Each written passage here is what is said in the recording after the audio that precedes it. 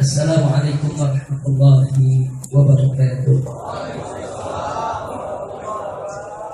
Bismillah, walhamdulillah, wassalatu wassalamu ala rasulillah wa ala alihi wa sahbihi wa mawala. Siyadatul habaib asyurafa wa sa'adatul ulama al-fudala wa fadilatul umara al-kurama wa jami'il hadirin al-ahibba'il a'izza rahimakumullah. Usikum jami'a wa nafsi bittaqwallah wa bi ta'ati Rasulillah sallallahu alaihi wasallam. Asallahu subhanahu wa ta'ala an yaj'alana jami'an minal muttaqin. Amin ya rabbal alamin. Kepada para habaib, para alim ulama, segenap jajaran pengurus Dewan Pimpinan Pusat Front Pembela Islam, dan juga kepada para umarah, pejabat kita sipil TNI maupun Polri-nya, wabil khusus sahabat kita yang terhormat Bapak Kapolda Metro Jaya Irjen Mungkiarto beserta jajarannya yang hadir tempat ini. Ada Pak Dwi selaku Kapolres Jakarta Pusat, ada Pak Mertisam selaku Intel Polda Metro. Kita ucapkan ahlan wa sahlan ya marhaban bikum. Mudah-mudahan kehadiran beliau-beliau ini bersama kita di tempat ini akan lebih memperkokoh ukhuwah Islamiyah di antara kita. Amin ya rabbal alamin. Hiba'il kiram, di sini juga hadir bersama kita tamu-tamu kita yang mulia lainnya. Ada Bapak Ihsanuddin Nursi, salah satu yaitu bakal calon daripada Gubernur DKI Jakarta. Dan di sini juga ada pimpinan daripada Rumah Sehat Budi Kemuliaan, yaitu Dr. Bahar. Alhamdulillah hari ini bersama kita di tempat ini. Dan juga ada yang lainnya, tidak saya sebutkan satu persatu nama-nama mereka, tapi tidak mengurangi rasa hormat dan cinta kita kepada mereka. Mudah-mudahan kumpulnya kita di tempat ini akan menjadi penyebab turunnya rahmat dan barakat. Amin ya rabbal alamin. Baik, saya minta yang di tengah ini pembagian makannya di stop dulu. Di stop dulu, tidak usah ini, dijalankan aja dari pinggir supaya tidak mengganggu yang di belakang sedang mendengarkan ceramah. Tolong panitia yang tertib pelajaran dari tahun yang kemarin. Nah, dijalankan aja, dijalankan dari samping sini, jalankan. Jadi kan kelihatan, tahu-tahu semua udah kebagian. Kalau usah ada yang berdiri, usah ada yang ngambil sendiri. Nah, tolong yang tertib ya kawan, karena waktu saya hanya 15 menit. Nah baik ya kawan, langsung saja.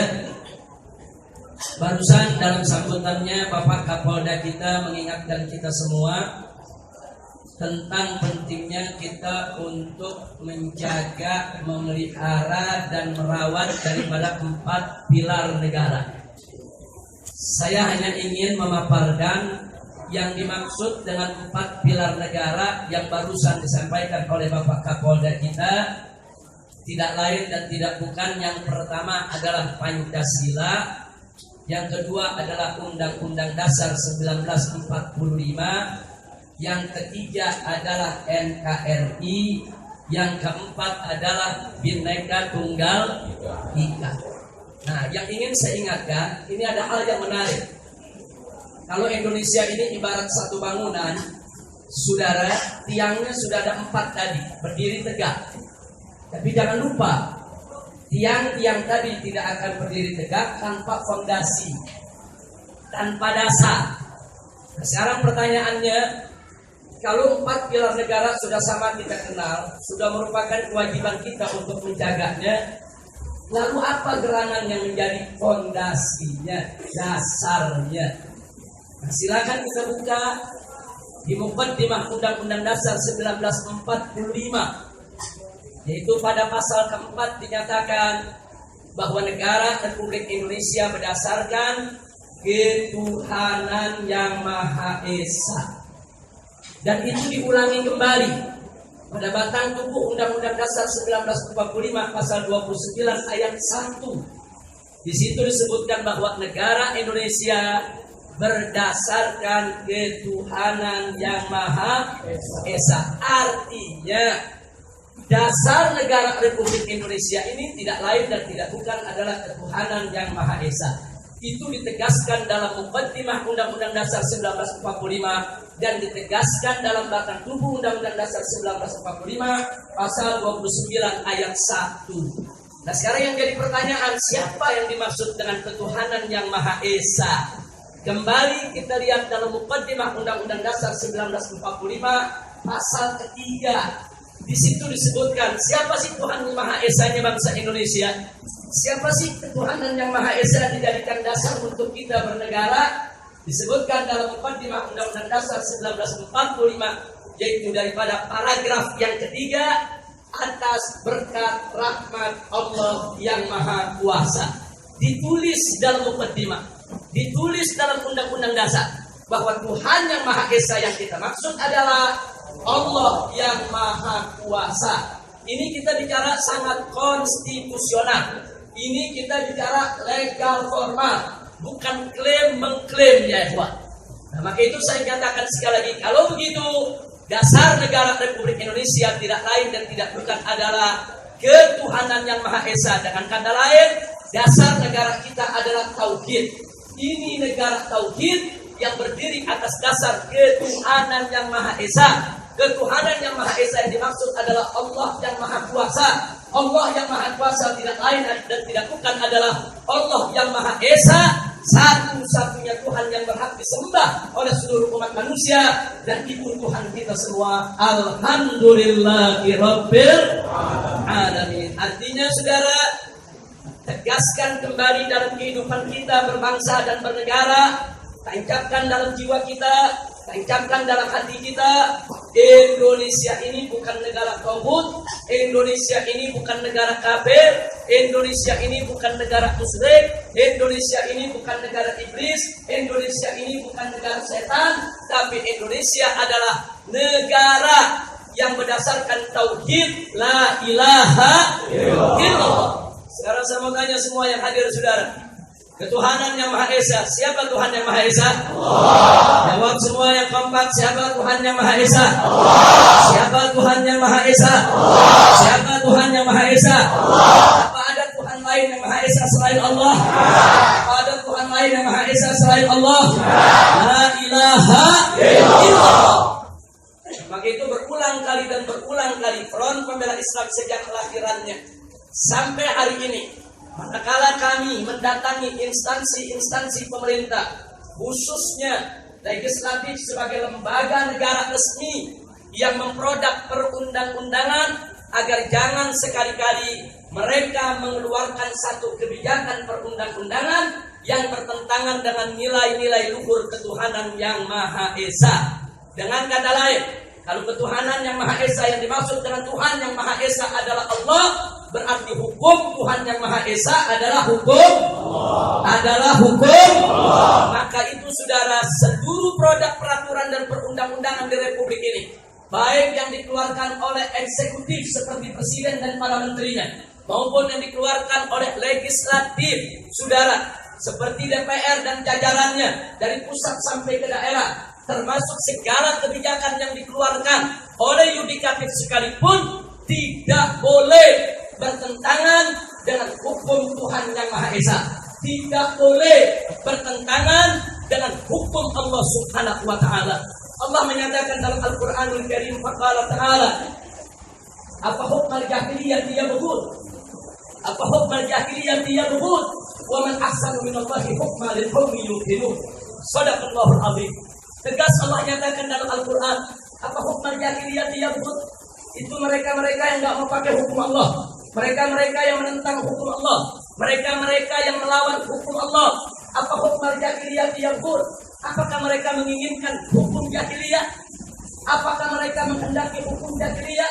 Ini satu teguran keras dari Allah Subhanahu wa taala kepada mereka yang menolak hukum Allah. Selanjutnya Allah menyatakan, "Wa man ahsanu minallahi hukman liqaumin yuqinun." Bagi orang yang yakin kepada Allah, bagi orang yang beriman kepada Allah, tidak ada satu hukum pun yang lebih baik, lebih indah, lebih berkah, lebih adil, lebih bagus daripada hukum Allah Subhanahu wa taala. Wa man ahsanu minallahi hukman. Saudara, siapa yang punya hukum lebih baik daripada hukum Allah? Enggak ada, saudara. Liqaumi yuqinun. Bagi orang yang berkeyakinan kepada Allah, maka dia yakin tanpa keraguan, hukum yang terbaik adalah hukum Allah, hukum yang teradil adalah hukum Allah, hukum yang wajib ditegakkan di bumi Allah adalah hukum Allah. Takbir. Sallu ala nabi. Jadi saya mau tanya semua di sini, saudara, apa ada hukum yang lebih baik dari hukum Allah? Hukum yang paling adil hukum siapa? Allah. Yakin? Percaya? Siapa yang maha adil? Allah. Siapa yang maha arif? Allah. Siapa yang maha bijaksana? Allah. Siapa yang maha suci? Allah. Siapa yang maha besar? Allah. Siapa yang maha agung? Allah. Siapa yang maha kuasa? Takbir. Sallu ala nabi. Karena itu, saudara, saya ingin ingatkan fakta sejarah. Almarhum Kiai Haji Muhammad Ishaq Ansori, seorang pejuang kemerdekaan dan pernah menjadi anggota konstituante di tahun 1955 dan seterusnya. Beliau pada saat berceramah di hadapan anggota konstituante, sekarang anggota DPR, sebagai seorang wakil rakyat, di antara yang beliau katakan apa?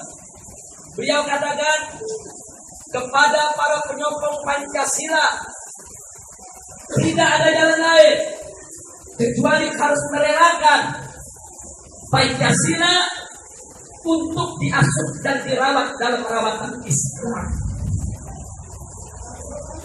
Yang kedua, saudara,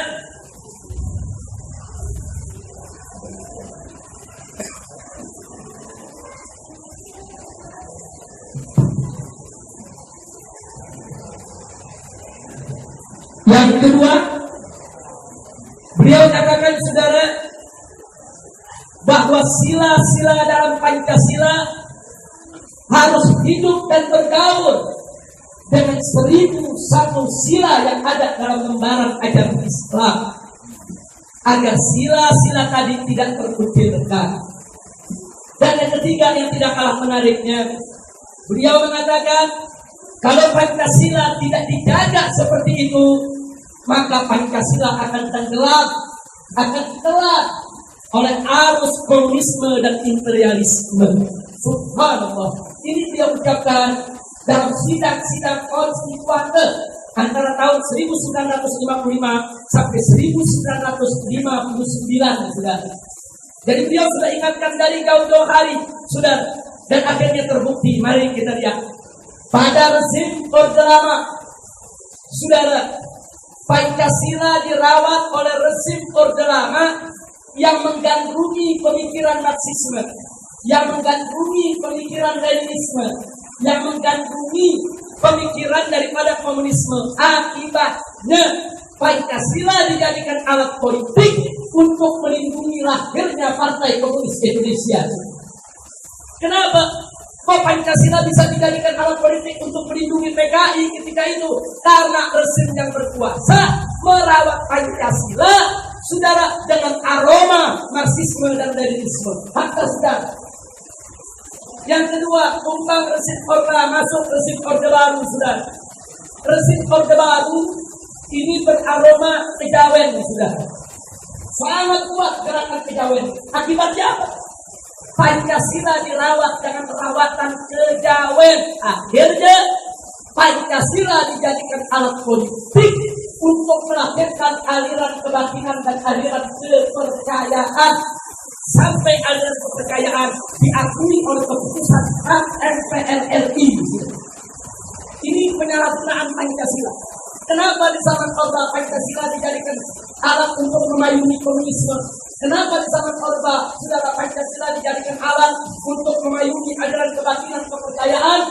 Karena saudara mengikuti pemikiran dari yang merawatnya, saudara. Selesai masa Orde, masuk kita ke masa reformasi dari tahun 98 sampai hari ini, saudara. Apa yang terjadi semenjak kita reformasi, saudara? liberalisme mengais banyak kemenangan di berbagai lini saudara. Akhirnya mereka menguasai lini-lini kekuasaan. Mereka menguasai lini-lini dalam sistem kekuasaan itu sendiri. Akhirnya Pancasila dijadikan alat politik untuk melindungi aliran sesat, untuk melindungi saudara aneka ragam kemaksiatan atas nama kebebasan, atas nama hak asasi manusia, atas nama kearifan lokal, dan seterusnya dan seterusnya saudara. Kenapa semua ini bisa terjadi saudara? Karena yang merawat Pancasila sejak reformasi adalah mereka yang terkontaminasi dengan pemikiran-pemikiran liberalisme. Maka itu betul yang dikatakan almarhum Kiai Haji Muhammad Isa Ansori, berjuang kemerdekaan Republik Indonesia, anggota konstituante. Betul, kalau Pancasila ini saudara mau selamat, dipelihara dan dijaga oleh umat Islam, jangan izinkan siapapun menafsirkan Pancasila kecuali dengan tafsiran yang sesuai dengan ajaran Islam.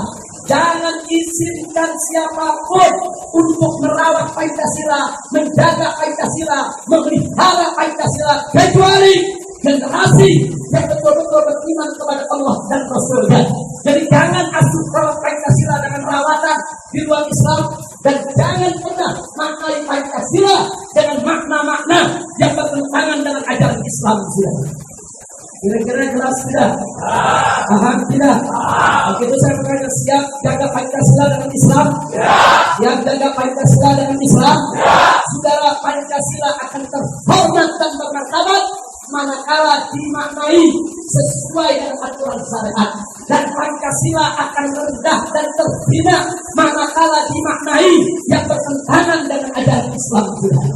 Sekali lagi kita ingatkan, Pancasila terhina atau terhormatnya saudara bagaimana siapa yang merawatnya saudara. Kalau yang merawat Pancasila adalah umat Islam, pemimpin Islam, gerakan Islam, mereka yang cinta Islam, sehingga tidak menyelewengkan Pancasila.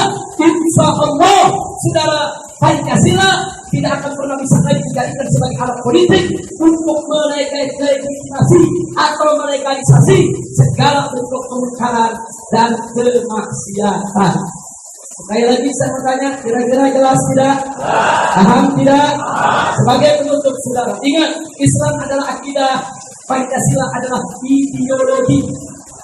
Apa bedanya saudara? Islam adalah akidah, bersumber dari wahyu, sehingga sudah menjadi harga mati yang tidak boleh diubah, tidak boleh diganti sama sekali saudara. Sedangkan Pancasila adalah ideologi, hasil pemikiran manusia, hasil pemikiran para pendiri bangsa Indonesia, sehingga tidak boleh bertentangan dengan akidah kita. Oleh karenanya, ideologi manapun yang bertentangan dengan ajaran Islam wajib kita tolak. Tapi ingat, ideologi manapun yang sejalan dengan ajaran Islam boleh diterima oleh umat Islam saudara. Karenanya selama Pancasila dimaknai dengan makna yang sejalan dengan ajaran Islam, kita boleh menerima Pancasila sebagai ideologi negara. Tapi kalau Pancasila dimaknai dengan makna yang bertentangan dengan ajaran Islam, wajib untuk kita tolak saudara. Karena itu umat Islam sebagai mayoritas negeri ini tidak boleh kalah. Ayo rame-rame kita jaga Pancasila, pelihara Pancasila, jangan sampai Pancasila dicatut, saudara, diperalat hanya untuk melindungi segala macam bentuk kebusukan saudara. Maka saya tanya, siapa di sini siap bela agama? Siap bela Allah? Siap bela Nabi? Siap bela Al-Quran? Siap bela negara? Siap bela NKRI? Siap jaga Pancasila dengan Islam? Takbir!